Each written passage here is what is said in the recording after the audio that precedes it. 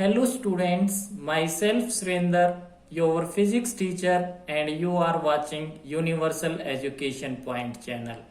Today's topic is single stage transistor amplifier. Students, मैं यहाँ पर ये मान के चल रहा हूँ कि आपको एम्पलीफायर के basics concept, common emitter transistor amplifier के बेसिक्स कंसेप्ट और वोल्टेज डिवाइडर सर्किट के बेसिक्स कंसेप्ट क्लियर हैं, क्योंकि इस आर्टिकल पे ये तीनों आर्टिकल के कंसेप्ट इंप्लीमेंट होंगे, तभी हमें ये आर्टिकल समझ में आएगा। अगर मैं उन आर्टिकल को यहाँ पर समझाने लगता हूँ तो ये आर्टिकल काफी लेंथी बनता है। चलिए फिर भी हम 2 मिनट बात कर लेते हैं एम्पलीफायर के बेसिक्स कंसेप्ट पर। एम्पलीफायर का हिंदी मीनिंग हमने जब सर्च किया तो हमें पता चला एम्पलीफायर को हिंदी में हम क्या कहते हैं, विस्तारक यंत्र बोलते हैं। और यंत्र का जब हमने मीनिंग इंग्लिश में चेक किया तो उसको क्या बोलते हैं, डिवाइस बोलते हैं।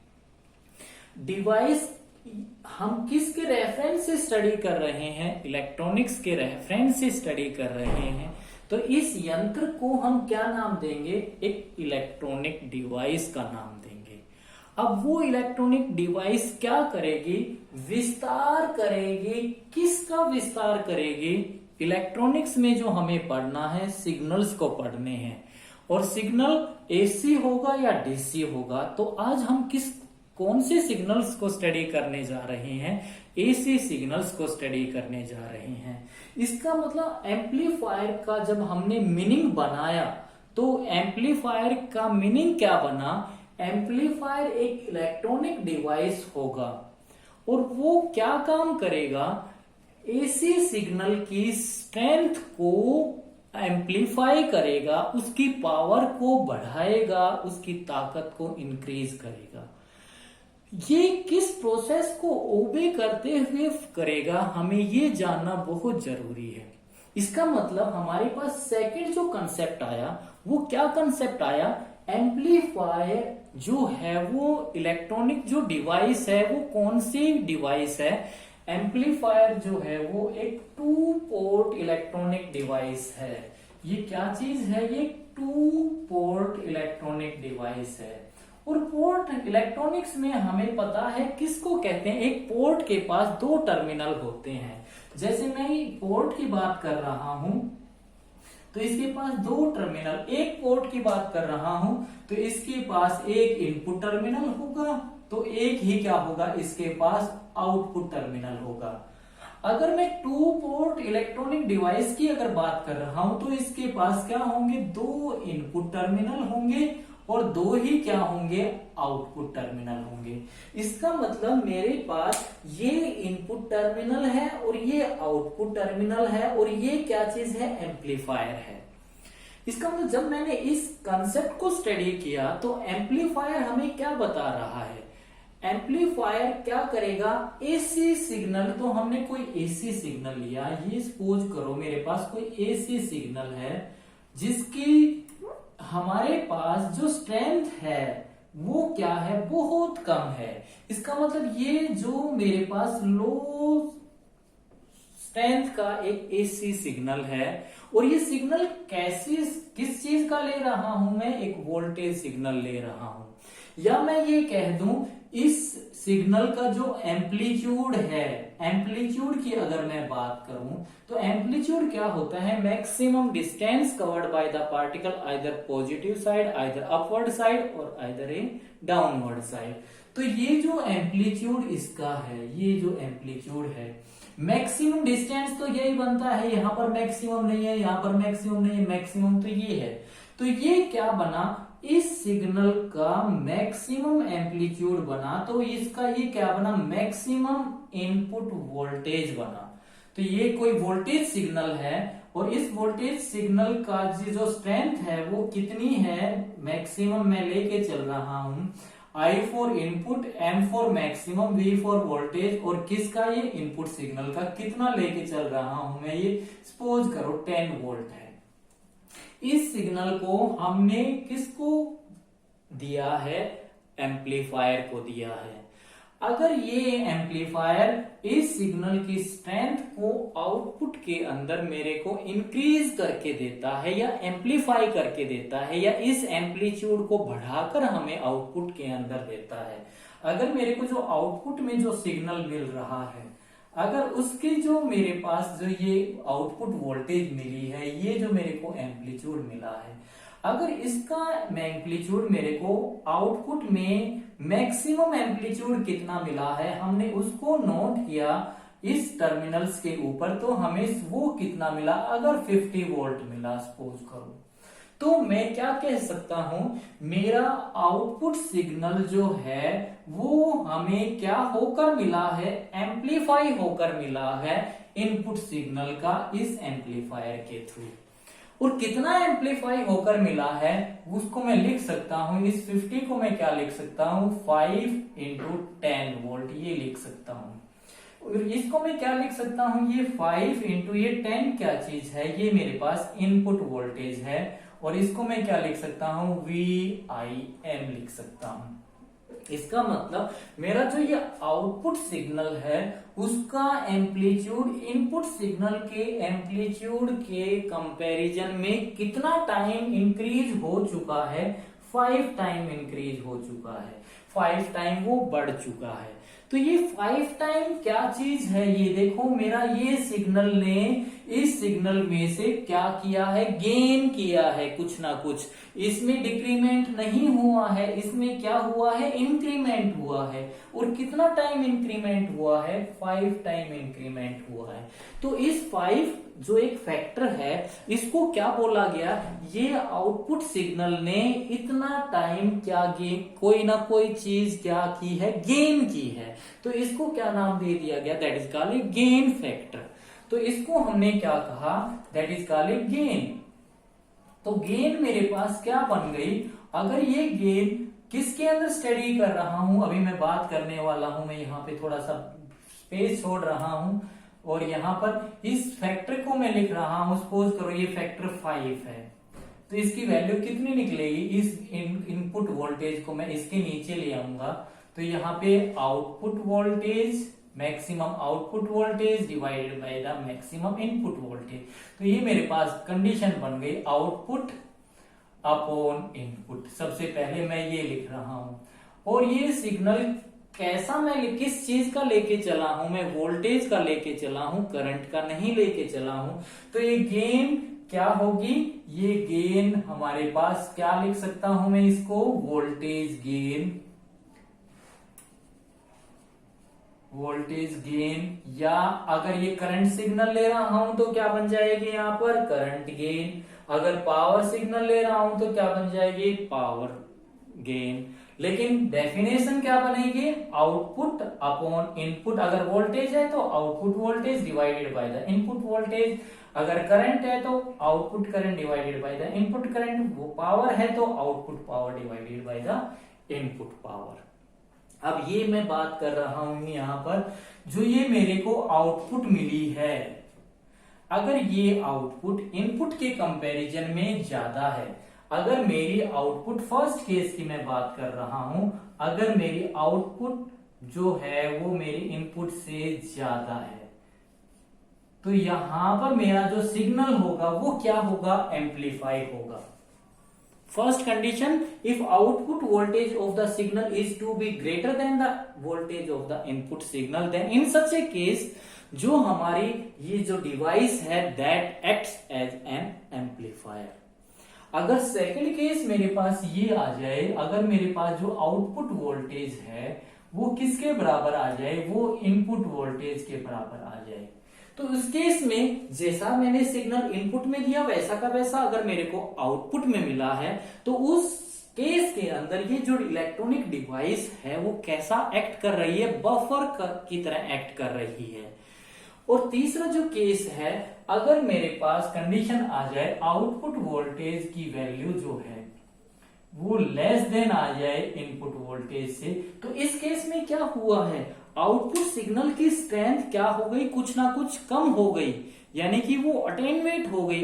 तो उस केस में ये जो इलेक्ट्रॉनिक डिवाइस है वो कैसा एक्ट करेगी, अटेन्यूएटर की तरह एक्ट करेगी, मीन्स अटेन्युएट हो रहा है, हमारा सिग्नल डिस्ट्रॉय हो रहा है, हमारा सिग्नल कहीं ना कहीं, तो उसको क्या बोलते हैं? First case amplifier, second case buffer and third case is attenuator. हम इस डिवाइस को अटेन्युएटर का नाम देंगे। तो अब मैं आपको इसका एक एग्जांपल समझाता हूं। जैसे सपोज करो मैं स्टेज के ऊपर माइक को अपने हाथ में लिए हुए कोई स्पीच दे रहा हूं और मैं अपनी आवाज को ऑडियंस तक पहुंचाना चाहता हूं, तो वो आवाज मेरी ऑडियंस तक कैसे पहुंचेगी? किसी स्पीकर के थ्रू पहुंचेगी। मैं जो आवाज बोल रहा हूं, सबसे पहले माइक उसको क्या करेगा? अचीव करेगा। तो मेरी जो आवाज एनालॉग की फॉर्म में है वो सबसे पहले किस में कन्वर्ट होगी? वो सिग्नल्स में कन्वर्ट होगी। और सिग्नल, मेरी जो आवाज का जो सिग्नल कन्वर्ट हुआ है उसका जो एम्पलीट्यूड है वो क्या है? बहुत वीक है। मीन्स मेरा जो साउंड मैंने जो इस माइक्रोफोन ने जो मेरी आवाज को गेन किया है वो लो स्ट्रेंथ का सिग्नल है, या मैं बोल दूं वो वीक सिग्नल है। लेकिन वो जो सिग्नल ऑडियंस तक पहुंचेगा वो किसके थ्रू पहुंचेगा? स्पीकर तक पहुंचेगा। स्पीकर तक पहुंचते पहुंचते वो सिग्नल बहुत सारे एम्पलीफिकेशन स्टेज से होकर गुजरेगा। अगर मेरे पास जो इनपुट वोल्टेज में इनपुट सिग्नल दे रहा हूं, अगर उसकी स्ट्रेंथ आउटपुट के अंदर अगर वो बराबर है, तो काफी बार क्या आ जाती है, देखो वो आवाज आपको कभी कभी बहुत स्पीड से, जैसे अभी कोई सॉन्ग चल रहा है तो वो सॉन्ग आपको क्लियरली सुन रहा है। वो कौन सी कंडीशन है? वो फर्स्ट कंडीशन है। उसमें हमारा सिग्नल क्या हो रहा है? एम्पलीफाई हो रहा है। काफी बार क्या होती है, आप देखना जब म्यूजिक सुनते हो तो काफी कहते हैं नेटवर्क की प्रॉब्लम आ गई, उसमें मी ऐसी आवाज आनी स्टार्ट कर देती है। तो उस केस में हमारा क्या हुआ? जो इनपुट सिग्नल था वैसा का वैसा सिग्नल आउटपुट के अंदर गया, तो हमारा जो सिग्नल था वो एम्पलीफाई नहीं हुआ। तो उस केस में वो जो डिवाइस है वो कैसा एक्ट कर गई? बफर की तरह एक्ट कर गई। और काफी बार तो हमारा सिग्नल ही डिस्ट्रॉय हो जाता है, मतलब कभी वो रुक के फिर आवाज आती है, फिर रुक के आवाज आती है। उस केस में हमारा जो ये डिवाइस है वो कैसा एक्ट कर रही है? अटेन्युएटर की तरह एक्ट कर रही है। तो ये था हमारा बेसिक्स कंसेप्ट ऑफ एम्पलीफायर पर। तो एम्पलीफायर का डेफिनेशन हमें पेपर पॉइंट ऑफ व्यू से क्या लिखना है, अब बात ये आ गई। Amplifier is an electronic device that amplify weak AC signal up to a certain level with a minimum distortion. ये इसकी एग्जैक्ट डेफिनेशन बनेगी। Means amplifier is an electronic device that amplify a weak AC signal, low strength signal up to a certain level with a minimum distortion. अब इस device को electronics में search किया गया, ऐसी कौन सी डिवाइस है जो लो स्ट्रेंथ के सिग्नल को एम्पलीफाई करके उसकी स्ट्रेंथ को बढ़ा देती है। जब सर्च किया गया तो क्या मिला? एक ट्रांजिस्टर मिला। ट्रांजिस्टर एक ऐसी इलेक्ट्रॉनिक डिवाइस है जो वीक सिग्नल की स्ट्रेंथ को बढ़ाकर आउटपुट के अंदर हमें प्रोवाइड करती है। हम स्टडी कर चुके हैं वोल्टेज डिवाइडर सर्किट की हेल्प से। तो ट्रांजिस्टर को क्या नाम दिया गया? ट्रांजिस्टर लो लेवल सिग्नल की स्ट्रेंथ को इंक्रीज करके हमें आउटपुट के अंदर देता है, और वो भी जिस लेवल की हम चाहते हैं उस लेवल तक की हमें करके देता है एम्पलीफिकेशन स्टेजेस से गुजार कर। तो ये कहा गया ट्रांजिस्टर जो है वो एक्ट करेगा एक एम्पलीफायर की तरह। इसका मतलब transistor acts as an amplifier. अब बात आ गई सिंगल स्टेज ट्रांजिस्टर एम्पलीफायर की। अभी हम बात करेंगे ट्रांजिस्टर के मैटर के ऊपर। अगर जिस भी सर्किट के थ्रू हम सिग्नल को वीक एसी सिग्नल की स्ट्रेंथ को हम क्या करना चाह रहे हैं? इंक्रीज करना चाह रहे हैं, एम्पलीफाई करना चाह रहे हैं, उस सिग्नल का एम्पलीट्यूड हम इंक्रीज करना चाह रहे हैं। अगर उस सर्किट के अंदर केवल एक ट्रांजिस्टर लगा हुआ है तो ऐसे सर्किट को हम क्या कहते हैं, single stage transistor amplifier. Means जिस सर्किट के थ्रू हम एसी सिग्नल की स्ट्रेंथ को एम्पलीफाई करना चाह रहे हैं, in that circuit only one transistor is to be utilized to increase the strength of AC signal. तो उस सर्किट को हम क्या नाम देंगे, सिंगल स्टेज ट्रांजिस्टर एम्पलीफायर। तो हमें सिंगल स्टेज एम्पलीफायर की डेफिनेशन क्या लिखनी है, पेपर पॉइंट ऑफ व्यू से, the circuit through which and strength of AC signal is to be improved and that circuit contain only a single transistor that is called a single stage transistor amplifier।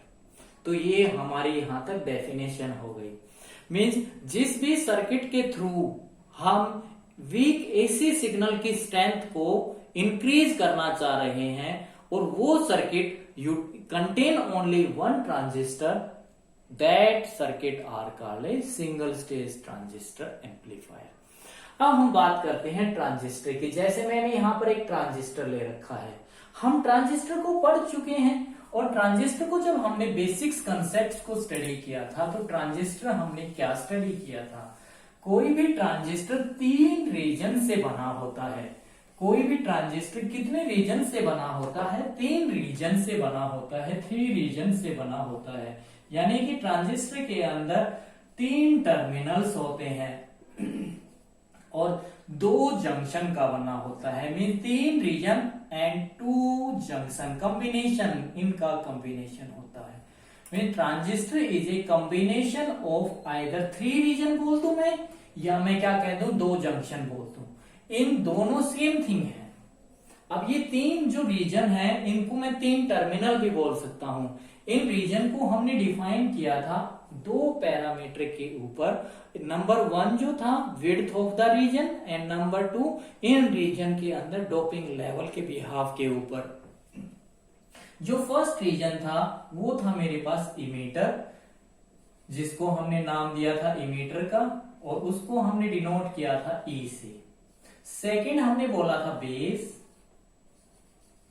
जिसको हमने नाम दिया था capital B से denote किया था। और third जो था वो कलेक्टर रीजन, और हमने इनको 2 पैरामीटर के बिहाफ के ऊपर डिफाइन किया था। ये 3 टर्मिनल्स हैं और 2 जंक्शन कौन से होंगे, पहला जो जंक्शन बनेगा वो इमीटर और बेस के बीच में बनेगा, ई एंड बी बोल देता हूं मैं यहां पर। और जो सेकंड जंक्शन बनेगा वो किसके बीच में बनेगा, कलेक्टर एंड बेस के बीच में, कलेक्टर एंड बेस के बीच में। अब यहां पर बात आ गई, अगर हमें आउटपुट को नोट करना है तो आउटपुट को नोट करने के लिए हमें 4 टर्मिनल चाहिए, क्योंकि किसी भी डिवाइस के से जब हम कोई आउटपुट नोट करते हैं तो हमें 4 टर्मिनल्स की रिक्वायरमेंट पड़ती है। 2 इनपुट के लिए चाहिए, 2 टर्मिनल तो इनपुट के लिए चाहिए और 2 ही टर्मिनल हमें किस चीज के लिए चाहिए, आउटपुट के लिए चाहिए। लेकिन हमारे ट्रांजिस्टर के अंदर तो सिर्फ कितने टर्मिनल्स हैं, मैं यहां पर बना दूं कितने टर्मिनल्स हैं हमारे पास, तो केवल 3 टर्मिनल्स हैं। एक तो हमारे पास इमीटर है, दूसरा हमारे पास बेस है और तीसरा हमारे पास कलेक्टर है। ये मेरे पास इमीटर टर्मिनल हो गया, ये मेरे पास कलेक्टर टर्मिनल हो गया, ये बेस टर्मिनल हो गया और ये मेरे पास कलेक्टर टर्मिनल हो गया। तो यहां पर बहुत सोचा गया इस ट्रांजिस्टर के थ्रू हम आउटपुट कैसे नोट करें। तो ये कहा गया कि ट्रांजिस्टर के एक टर्मिनल को आप कॉमन बना लो और उस कॉमन टर्मिनल को आप इनपुट में भी यूज कर लो और उस कॉमन टर्मिनल को आप आउटपुट में भी यूज कर लो, और जिस टर्मिनल को आप कॉमन बना रहे हो उसको लोअर पोटेंशियल के ऊपर रख दो, यानी कि उसको ग्राउंडेड कर दो। यानी कि जैसे मैं यहां पर क्या कर रहा हूं, यहां पर मैंने कौन से टर्मिनल को, ये मेरे पास ट्रांजिस्टर है, ये एनपीएन ट्रांजिस्टर है। एनपीएन ट्रांजिस्टर का ये मेरे पास इमीटर है, ये मेरे पास बेस है और ये मेरे पास कलेक्टर है। तो मैंने इमीटर टर्मिनल को क्या कर रखा है, कॉमन कर रखा है। इमीटर टर्मिनल को ये मैंने कॉमन कर रखा है और कॉमन को मैंने इनपुट में भी यूज कर लिया, इधर इनपुट में भी यूज कर लिया, कॉमन को मैंने आउटपुट में भी यूज कर लिया और इसको ग्राउंडेड कर दिया, लोअर पोटेंशियल के ऊपर रख दिया। इसका मतलब ये कहा गया इसको आप इनपुट में भी यूज कर लो इसको आप आउटपुट में भी यूज कर लो यहां से ऐसे, और इसको लोअर पोटेंशियल के ऊपर रख दो, ग्राउंडेड इसको कर दो। तो ये मेरी कौन सी इस ट्रांजिस्टर की कॉन्फ़िगरेशन बन गई, कॉमन इमीटर ट्रांजिस्टर कॉन्फ़िगरेशन बन गई, और इसको हम स्टडी कर चुके हैं। अब बात आ गई हमारा ट्रांजिस्टर, जब हमने इस ट्रांजिस्टर की वर्किंग को स्टडी किया था तो हमारा ट्रांजिस्टर 3 रीजन के ऊपर वर्क करता है। जो सबसे पहला रीजन आता है वो आता है कट ऑफ रीजन का, नंबर सेकंड जो रीजन आता है वो आता है एक्टिव रीजन का, फर्स्ट जो रीजन आता है वो आता है कट ऑफ रीजन का, कट ऑफ रीजन, और जो सेकंड आता है वो आता है एक्टिव रीजन का, और जो थर्ड रीजन आता है उसको हम बोलते हैं सैचुरेशन रीजन, सैचुरेशन रीजन।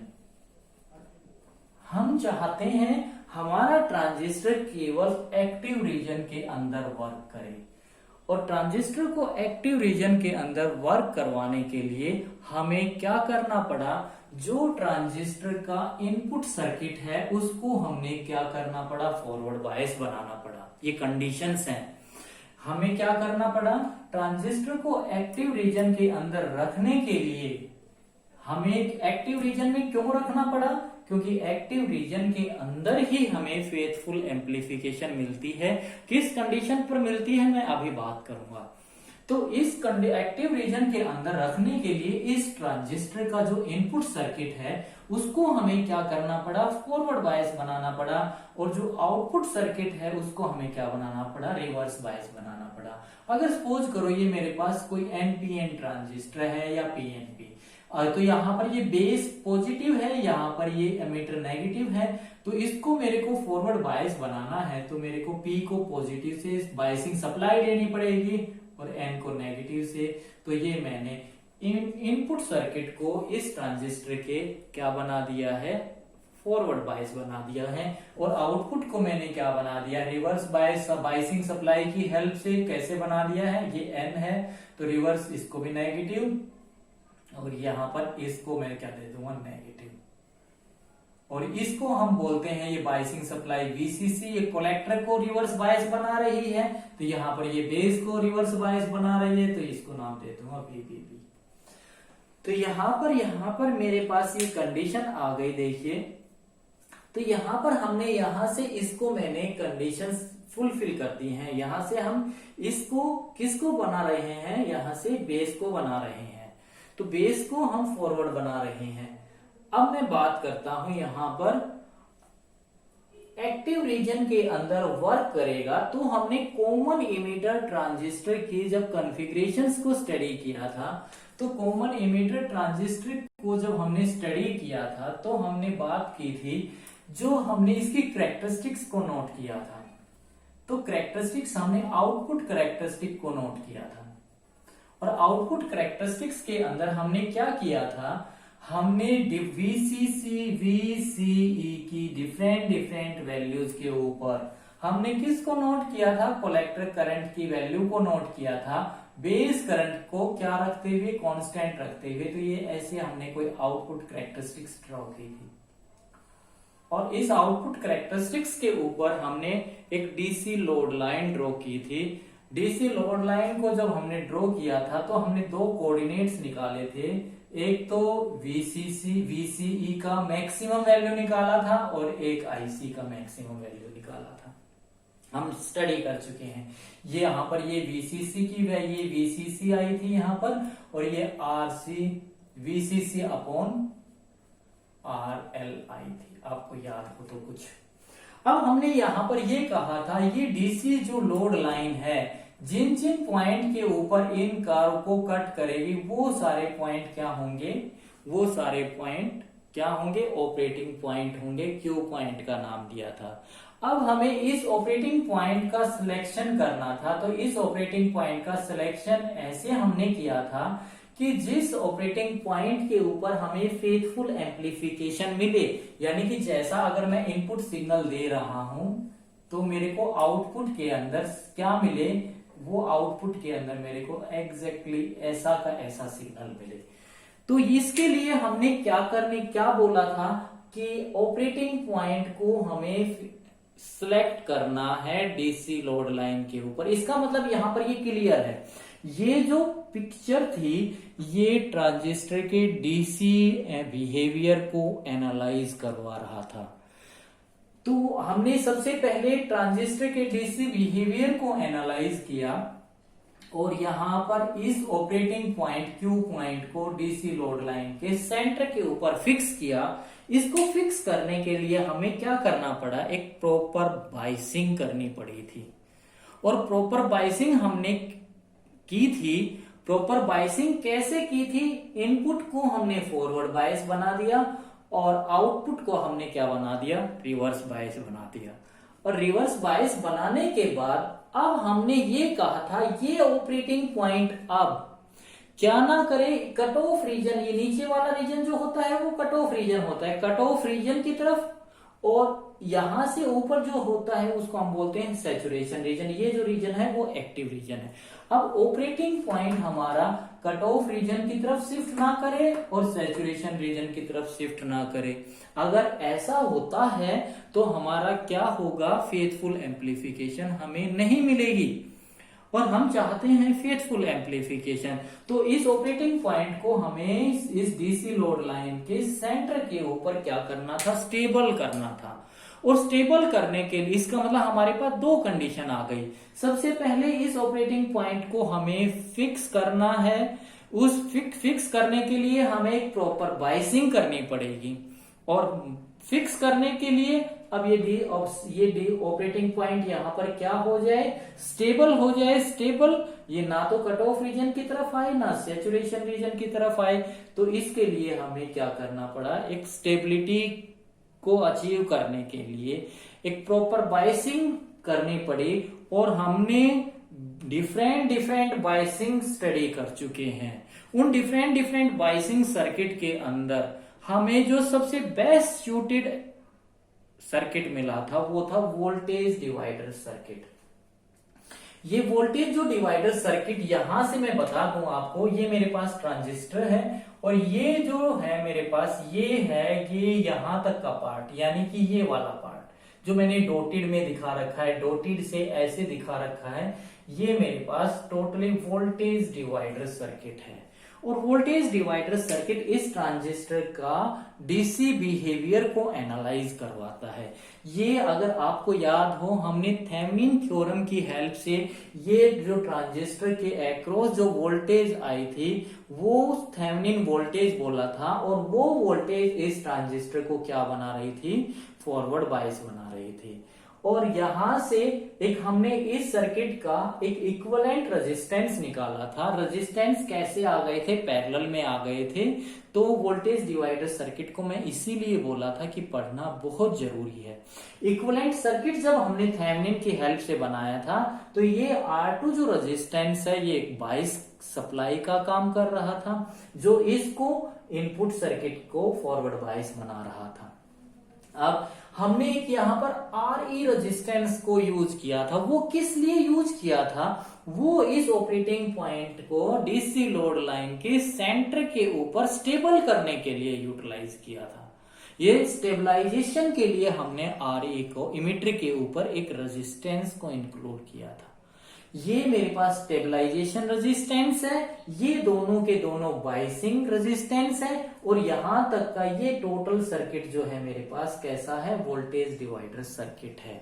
यानी कि वोल्टेज डिवाइडर सर्किट इस ट्रांजिस्टर के डीसी बिहेवियर को एनालाइज करवाता है। लेकिन मैं इस सर्किट के थ्रू कौन सा बिहेवियर एनालाइज करना चाह रहा हूं, एसी बिहेवियर एनालाइज करना चाह रहा हूं ट्रांजिस्टर का, क्योंकि मैं एसी सिग्नल को क्या करना चाहता हूं, एम्पलीफाई करना चाहता हूं। तो मैं क्या चाहता हूं, मेरा इस बेस के ऊपर, इनपुट में डीसी वाला फैक्टर इंक्लूड ना हो। डीसी को मैं इंक्लूड नहीं करने देना चाहता, तो मैं इस बेस के ऊपर सिर्फ एक एसी करंट को फ्लो करवा के आउटपुट में भी सिर्फ एसी करंट ही नोट करना चाहता हूं। आउटपुट में भी एसी वोल्टेज ही नोट करना चाहता हूं। तो इस केस में एसी अगर बिहेवियर एनालाइज करेंगे तो यहाँ पर मैं अभी बात करूंगा, सबसे पहले मैं बात करूं जो करंट फ्लो करेगा उसको मैं क्वांटिटी, स्मॉल क्वांटिटी से डिनोट करूंगा, और वो कौन सा होगा, आईवी। इधर आईवी फ्लो करेगा तो इधर कौन सा करंट फ्लो करेगा, हमारे पास आईई करंट फ्लो करेगा, आईई। और इधर कौन सा करंट फ्लो करेगा, आई सी करंट फ्लो करेगा। यहाँ पे स्मॉल क्वांटिटी से डिनोट करना है। अगर डीसी के बिहेवियर को तो वहां पर कैपिटल से डिनोट कर रहा है। अब मैं क्या करना चाहता हूं, मैं इस ट्रांजिस्टर के थ्रू ट्रांजिस्टर का एसी बिहेवियर हम एनालाइज करना चाहते हैं। यानी कि एसी बिहेवियर को एनालाइज करने के लिए जब हमने फिजिक्स में सर्च किया तो जो डीसी को कट कर दे और सिर्फ एसी को पास होने दे, ऐसा हमने जब सर्च किया तो एक डिवाइस मिली, और उस डिवाइस का नाम था कैपेसिटर। क्योंकि कैपेसिटर का एक रिएक्टेंस होता है, अगर हमने देखा तो रिएक्टेंस कितना होता है कैपेसिटर का, रिएक्टिव कैपेसिटेंस बोलते हैं जिसको, वो होता है 1/ओमेगा c। और ओमेगा की वैल्यू जो होती है वो कितनी होती है, that is equal to 1/2πf। और ये c। और डीसी के केस के अंदर, डीसी के अंदर हमें पता है फ्रीक्वेंसी जो होती है वो क्या होती है, 0 होती है।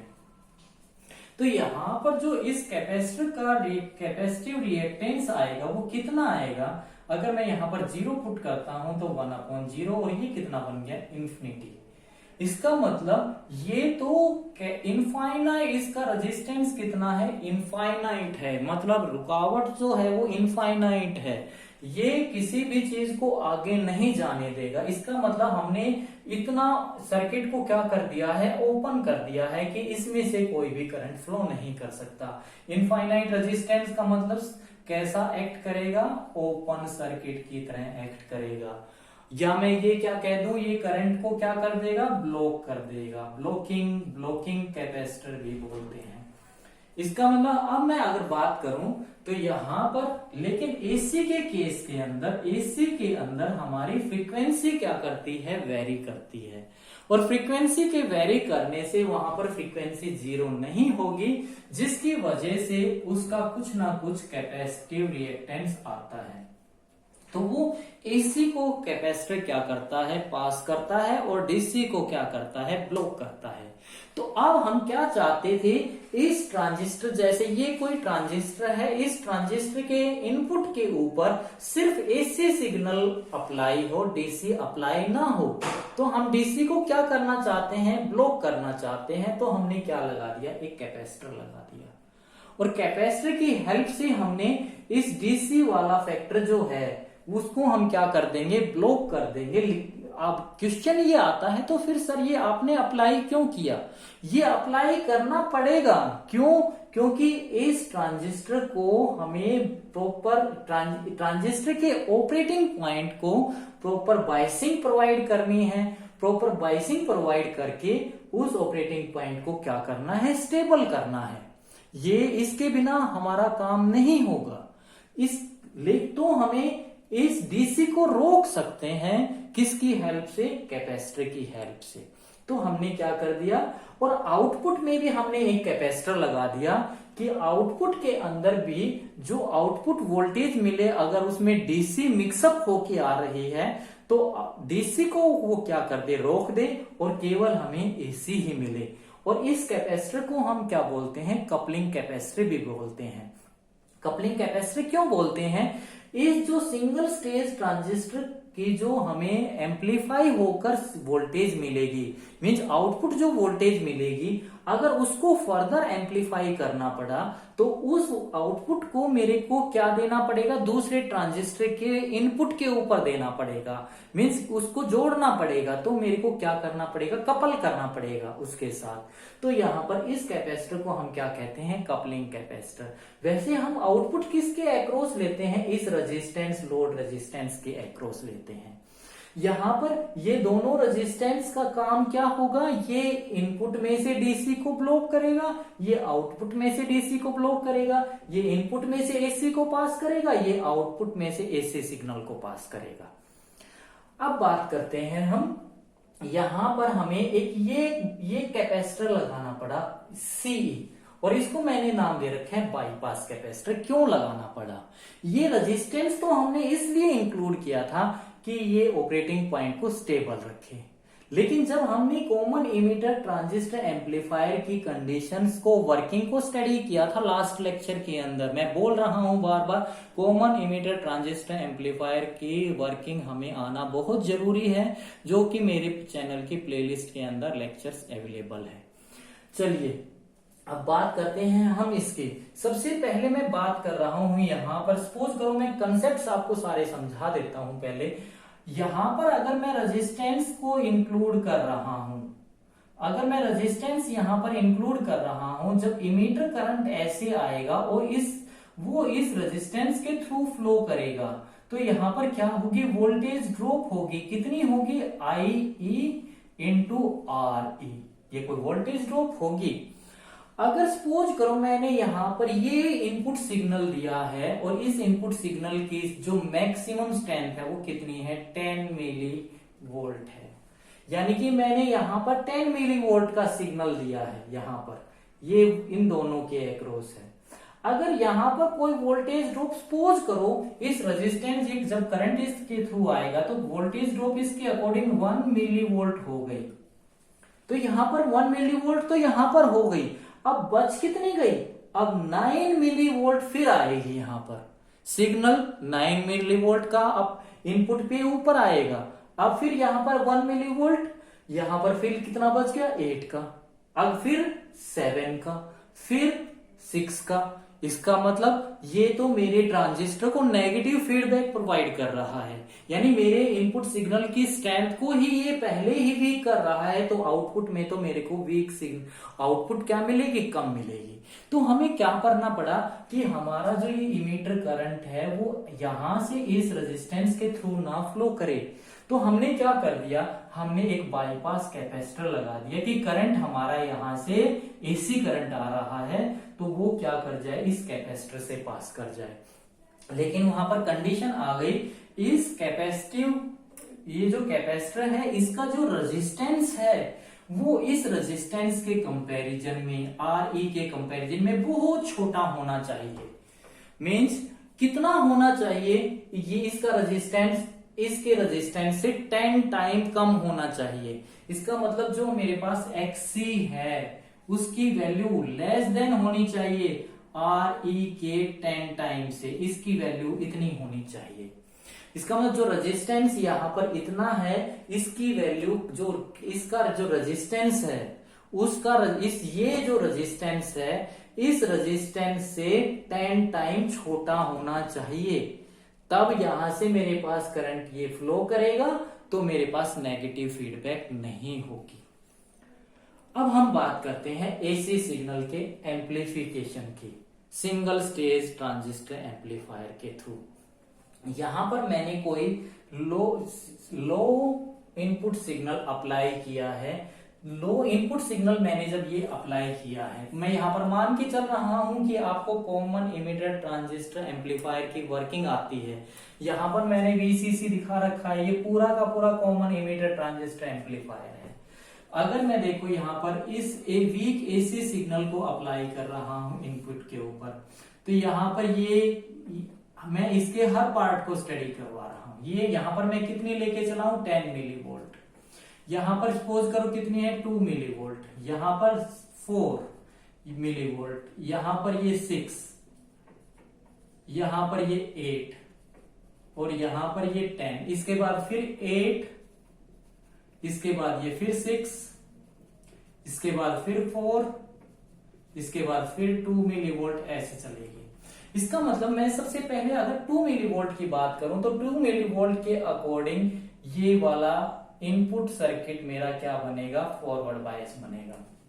इसका मतलब 2 इस इनपुट सर्किट को क्या बनाएगा? कम फॉरवर्ड बायस बनाएगा, तो ये वाला कम कंडक्ट करेगा। लेकिन 4 जो मिली वोल्ट है 2 मिली वोल्ट के कंपैरिजन में इसको ज्यादा फॉरवर्ड बायस बना देगा, ज्यादा कंडक्ट करेगा। ये 6 और ज्यादा इस 4 के कंपैरिजन में इसको फॉरवर्ड बायस बनाएगा, ज्यादा कंडक्ट करेगा। ज्यादा कंडक्ट करेगा तो हमें ज्यादा कलेक्टर करंट मिलेगा। ज्यादा कलेक्टर करंट मिलेगा तो हमें क्या कंडीशन आ रही है, मैंने कॉमन इमिटर ट्रांजिस्टर एम्पलीफायर के केस में वो सर्किट जब मैंने बनाया था तो आउटपुट में मैंने केवीएल लगाया था और आउटपुट निकाली थी, और वो निकाली थी VCE that is equal to VCC minus IC into RL। मैंने यहां पर देखो IC VCC को फिक्स बताया था, मैंने फिक्स कर दिया था। यहां पर अगर मैं 2 अप्लाई कर रहा हूं तो कम कंडक्ट करेगा, कम कलेक्टर करंट मिलेगा, कम कलेक्टर करंट मिलेगा तो ये कम, इस फैक्टर की वैल्यू कम होगी, इसकी वैल्यू फिक्स है, ये कम, तो ये VCE देखो यहां पर मैं क्या कह रहा हूं, यहां पर ये IC इसके कंपैरिजन 4 के कंपैरिजन में ले रहा हूं मैं, 4 इसके कंपैरिजन में बड़ा, यहां पर ज्यादा कंडक्ट करेगा, ज्यादा कलेक्टर करंट मिलेगा, ये फैक्टर ज्यादा मिलेगा। अगर फिक्स में से ज्यादा घटेगा तो VCE क्या आएगा, कम आएगा, लेस आएगा। इसका मतलब यहां पर भी देखो ये इसको क्या करना बना देगा, 0 के कंपैरिजन में अगर मैं चेक कर रहा हूं 0 मिलीवोल्ट के, तो ये 2 बढ़ गया, तो ये इस 0 के कंपैरिजन में क्या हो गया, फॉरवर्ड बायस हो गया, फॉरवर्ड बायस हुआ, मोर कंडक्ट हुआ, मोर कलेक्टर करंट आया, ये फैक्टर बढ़ गया, ये फैक्टर बढ़ा तो ये कम क्या हो गया, डिक्रीज हो गया। तो इसका मतलब ये 0 डिक्रीज हो गया, फैक्टर कम हो गया, तो 0 से ये फैक्टर डिक्रीज हो गया, माइनस में चला गया। अब 4 पे मैं चला, 4 2 के कंपैरिजन में बढ़ गया, मोर कंडक्ट, मोर कलेक्टर करंट की वजह से मोर फैक्टर घटा, लेस फैक्टर VCI और कम हो गई। अब मैं 10 के ऊपर बात कर लेता हूं, 10 तो बड़े सबसे ज्यादा है, 10 सबसे ज्यादा, मोर कंडक्ट होगा, मोर कलेक्टर करंट आएगा, मोर फैक्टर आएगा, लेस, यहां पर आ गए। अब यहां पर अब 10 के बाद 8 कम हो गया, तो ये कम कंडक्ट होगा 10 के कंपैरिजन में, 10 के कंपैरिजन में कम कंडक्ट होगा तो कम, 10 के कंपैरिजन में कम कलेक्टर करंट आएगा, कम ये फैक्टर होगा, कम घटेगा इसमें से तो ये बढ़ेगा, ये इंक्रीज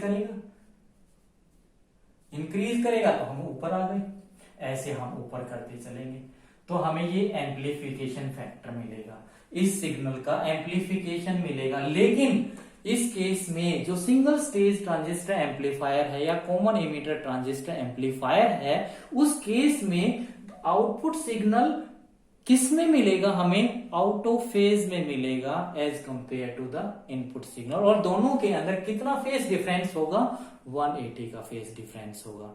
और कितना एम्पलीफाई हो गया कि तो वोल्टेज गेन हम निकाल लेंगे, वोल्टेज गेन अभी मैं बताया था, वोल्टेज गेन निकाल देंगे हम इसकी, और वो output voltage upon input voltage यह निकाल देंगे यहां से। अगर मेरे को इस ट्रांजिस्टर के थ्रू जो आउटपुट मिली है उसको मैं यहां पर नोट करूंगा, क्योंकि यहां से कैपेसिटर में से पास करूंगा, डीसी को ब्लॉक कर दूंगा और सिर्फ मेरे को क्या चाहिए, एसी चाहिए। इस एसी अगर मेरे को इस ट्रांजिस्टर से मिलने वाले आउटपुट को फिर एम्पलीफाई करना है तो इस आउटपुट को दूसरे ट्रांजिस्टर के मैं क्या बना दूंगा, इनपुट बना दूंगा। वो next lecture RC coupled amplifier में हम पढ़ेंगे। तो ये सिंगल स्टेज ट्रांजिस्टर एम्पलीफायर था। अगर मेरा ये लेक्चर आपको अच्छा लगे तो इस लेक्चर को एक लाइक करना मत भूलना और मेरे चैनल को सब्सक्राइब करना मत भूलना। Thank you.